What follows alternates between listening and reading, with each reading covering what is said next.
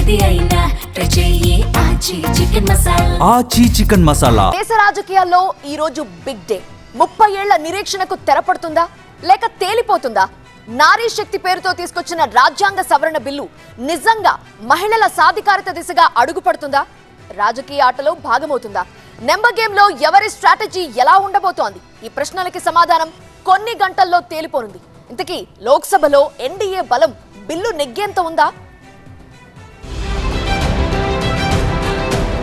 నారీ శక్తికి వందనమా వాయిదానా అన్నది శుక్రవారం సాయంత్రం 4 గంటలకు తేలనుంది. అందుకే దేశం మొత్తం పార్లమెంటు సమావేశాలపై ఊపిరి బిగపట్టి చూస్తోంది. మహిళలకు 33% రిజర్వేషన్కు అన్ని పార్టీలు ఓకే.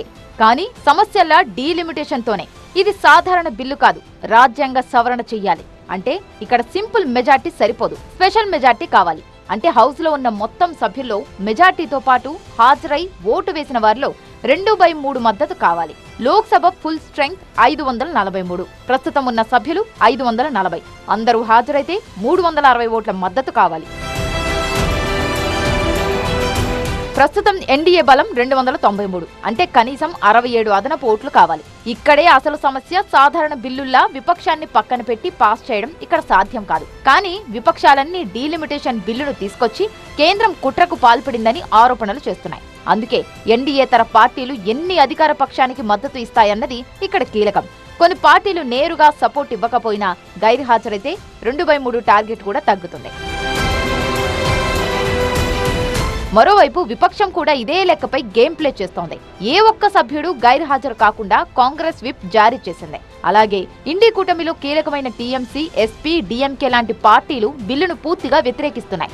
ఒకవేళ ఈ పార్టీలోని కొందరు క్రాస్ ఓటింగ్ చేసినా వెంటనే తెలిసిపోతుంది. అందుకే విపక్షాలు తమ సభ్యులను డేగ కళ్లతో కనిపెట్టి చూస్తున్నాయి. మరోవైపు బిల్లును అందరం కలిసి తీసుకొద్దామని ప్రధాని మోదీ విపక్ష సభ్యులకు పిలుపునిచ్చారు. బిల్లు క్రెడిట్ తనకేం వద్దన్నారు. ఒకవేళ బిల్లును అడ్డుకుంటే విపక్షాలే ఇబ్బందుల్లో పడతాయంటూ బంతిని విపక్షాల కోర్టులోకి తెలివిగా మళ్లించారు ప్రధాని మోదీ.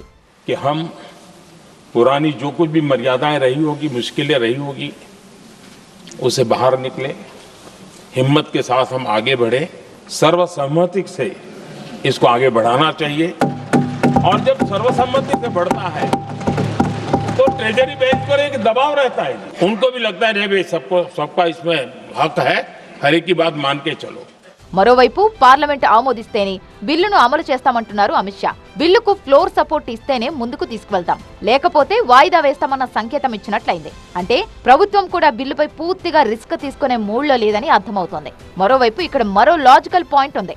ఒకవేళ బిల్లు పాస్ అయితే వెంటనే మహిళా రిజర్వేషన్ అమల్లోకి రాదు. ముందుగా డీలిమిటేషన్ ప్రక్రియ పూర్తి కావాలి. అంటే కొత్త నియోజకవర్గాలు ఫైనల్ అవ్వాలి.